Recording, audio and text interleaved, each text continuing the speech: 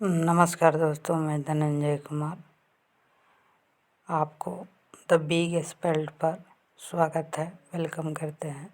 आइए देखते हैं एनसीईआरटी क्लास 9th की समकालीन विश्व में लोकतंत्र एक किताब है, तो उसका आंसर राइटिंग प्रश्न अभ्यास पाठ्य पुस्तक से कैसे करते हैं।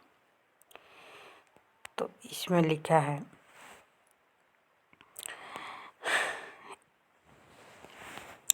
तो पहला प्रश्न है, इनमें से किससे लोकतंत्र के विस्तार में मदद नहीं मिलती। मतलब पूछ रहा है कि ये जो 4 ऑप्शन है, इनमें से किससे लोकतंत्र का लाभ मतलब मदद नहीं मिलता है। तो लोगों का संघर्ष नहीं, ये तो नहीं, लोगों का संघर्ष से मदद मिलता है, नहीं मिलना पूछा है। विदेशी शासन द्वारा आक्रमण, हाँ ये सही है। उपनिवेशवाद का अंत विस्तार में मदद मिलता है। लोगों की स्वतंत्रता की चाह, ये भी है। आप सभी लोग तो सोचते हैं ना कि सबका स्वतंत्रता हो। आइए प्रश्न 2 में देखते हैं।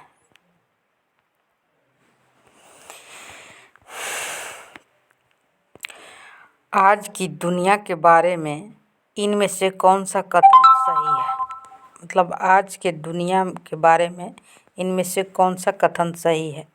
राजशाही शासन की वह पद्धति जो अब समाप्त हो गई है। विभिन्न देशों के बीच संबंध पहले के किसी वक्त से अब कहीं ज़्यादा ला रहा है। आज पहले किसी दौर से ज़्यादा देशों में शासकों का चुनाव लोगों के द्वारा हो रहा है। आज दुनिया में सैनिक तानाशाह नहीं रह गए हैं। कौन सा कथन सही है, तो ग हो जाएगा। मतलब आज पहले के किसी दौर से ज़्यादा लोगों में शासकों का चुनाव लोगों के द्वारा हो रहा है। लोकतंत्र ही है ना, ठीक है। तो इसका आंसर क्या हो जाएगा, ग। आज पहले किसी दौर में ज़्यादा लोग। प्रश्न 3 है, निम्नलिखित वाक्यांशों में से किसी एक का चुनाव करके इस वाक्य को लोकतंत्र की ज़रूरत है ताकि अमीर देशों की बातों का ज़्यादा वजन हो। विभिन्न देशों की बातों का वजन उनकी सैन्य शक्ति के अनुपात में हो। देशों को उनकी आबादी के अनुपात में सम्मान मिले। दुनिया के सभी देशों के साथ समान व्यवहार हो। इसमें से कौन सही है। लोकतंत्र की क्या ज़रूरत है। क्या लोकतंत्र की ये ज़रूरत है कि अमीर देशों की बातों का ज़्यादा वजन हो। ऐसा नहीं होना चाहिए ना, बिल्कुल नहीं, ये गलत हो जाएगा। विभिन्न देशों की बातों का वजन उनकी सैन्य शक्ति के अनुपात में हो, ये बिल्कुल नहीं, ये भी गलत है। देशों को उनकी आबादी के अनुपात में सम्मान मिले, ऐसा भी नहीं है, आबादी के अनुपात में थोड़ी ना, वो सामान्य व्यवहार हो। दुनिया के सभी देशों के साथ समान व्यवहार हो, चाहे वो छोटा देश हो या बड़ा देश हो। तो आपका प्रश्न 3 का राइट आंसर है घ। दुनिया के सभी देशों के साथ समान व्यवहार हो, सभी लोगों के साथ समान व्यवहार हो। प्रश्न 4 है, आज की दुनिया के बारे में इनमें से कौन सा कथन सही है। चीले इसमें मिलाना है, तो इसका राइट आंसर दिखाते हैं।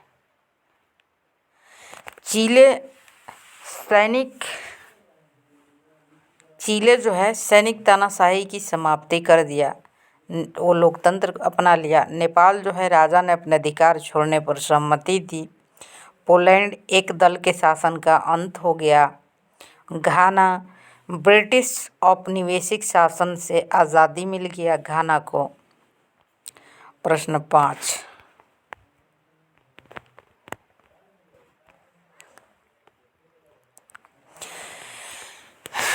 गैर लोकतांत्रिक शासन वाले देशों में लोगों को किन किन मुश्किलों का सामना करना पड़ता है। इस अध्याय में दिए गए उदाहरणों के आधार पर इस कथन के पक्ष में तर्क दीजिए। तो आंसर आप लिखेंगे, गैर लोकतांत्रिक शासन वाले देश बहुत सी कठिनाइयों का सामना करते हैं। गैर लोकतांत्रिक देशों में लोग आज़ादी से अपने नेता नहीं चुन सकते। वे शासन कर रहे लोगों की अनुमति के बिना राजनीतिक दलों का गठन नहीं कर सकते। वे वास्तविक आज़ादी का आनंद नहीं उठा पाते। कुछ चरम मामलों में प्राधिकारियों का विरोध करने वाले लोगों को सताया जाता है और मार दिया जाता है।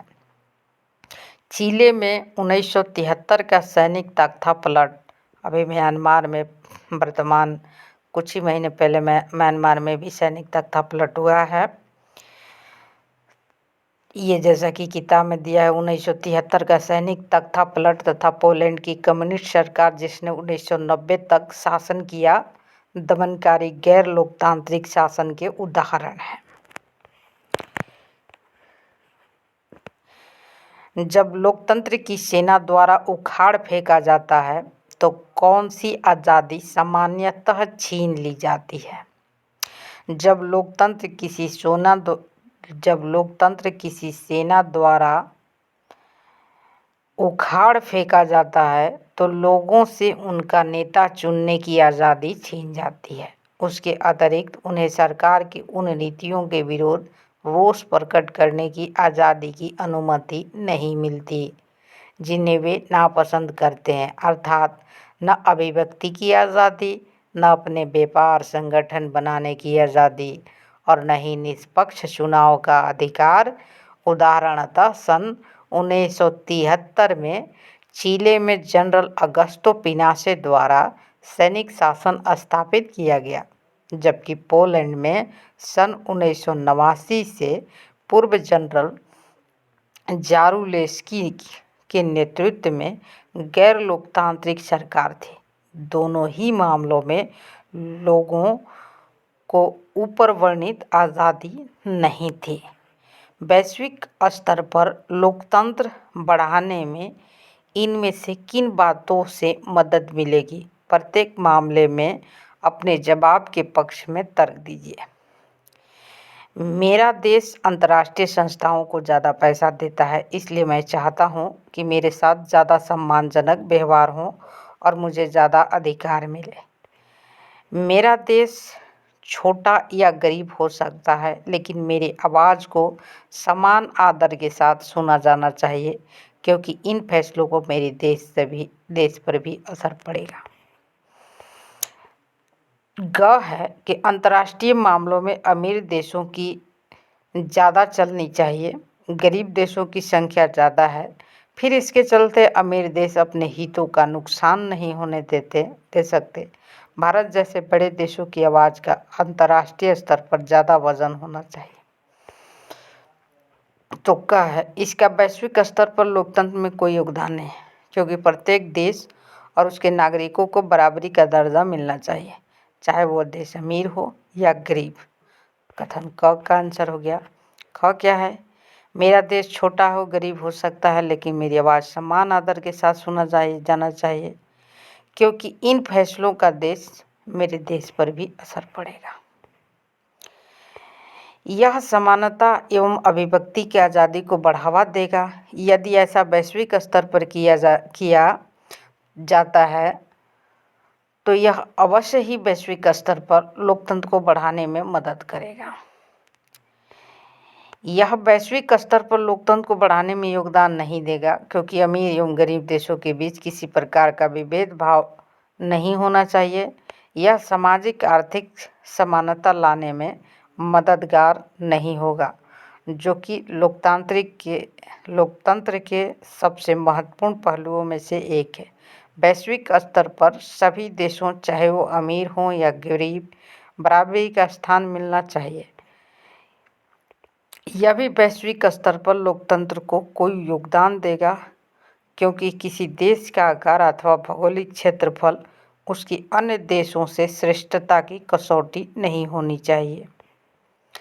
नेपाल के संकट पर हुई एक टीवी चर्चा में, प्रश्न 8 है, नेपाल के संकट पर हुई एक टीवी चर्चा में व्यक्त किए गए 3 विचार कुछ इस प्रकार के थे। उनमें आप किसे सही मानते हैं और क्यों? भारत एक लोकतांत्रिक देश है, इसलिए राजशाही के खिलाफ और लोकतंत्र के लिए संघर्ष करने वाले नेपाली लोगों को समर्थन में भारत सरकार ने ज़्यादा दखल देना चाहिए। वक्ता पूछ रहा है, फिर क्या है दूसरा पक्ष क्या है? यह एक खतरनाक तर्क है। हम इस स्थिति में पहुंच जाएंगे जहां इराक के मामले में अमेरिका पहुंचता है।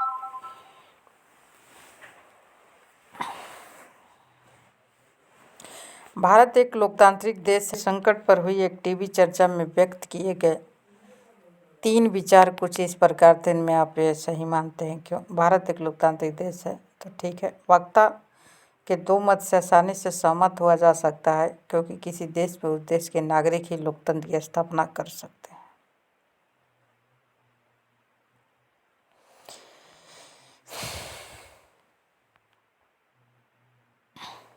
एक काल्पनिक देश में आनंद लोक में लोग विदेशी शासन को समाप्त करने, पुराने राज परिवार को सत्ता सौंपते हुए कहते हैं, आखिर जब विदेशियों ने हमारे ऊपर राज करना शुरू किया तब उन्हीं के पूर्वज हमारे राजा थे। यह अच्छा है कि हमारा एक मजबूत शासक है जो हमें अमीर और ताकतवर बनने में मदद कर सकता है।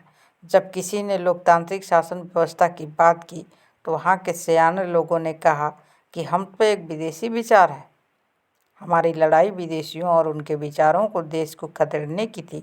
जब किसी ने मीडिया की आज़ादी की मांग की तो बुजुर्गों ने कहा कि शासन की ज़्यादा आलोचना करने से नुकसान होगा और इससे अपने जीवन स्तर को सुधारने में कोई मदद नहीं मिलेगी। आखिर महाराजा दयावान है और अपनी पूरी प्रजा के कल्याण में बहुत दिलचस्पी लेते हैं। उनके लिए मुश्किलें क्यों पैदा की जाए? क्या हम सभी खुशहाल नहीं होना चाहते? उपरोक्त उदाहरण को पढ़ने के बाद चमन, चंपा और चंदू ने कुछ इस तरह के निष्कर्ष निकाले। चमन कहता है कि आनंद लोक एक लोकतांत्रिक देश है, क्योंकि लोगों ने विदेशी शासकों को उखाड़ फेंका और राजा का शासन बहाल किया। चंपा कह रहा है, आनंद लोक राजतांत्रिक देश नहीं है, क्योंकि लोग अपने शासन की आलोचना नहीं कर सकते।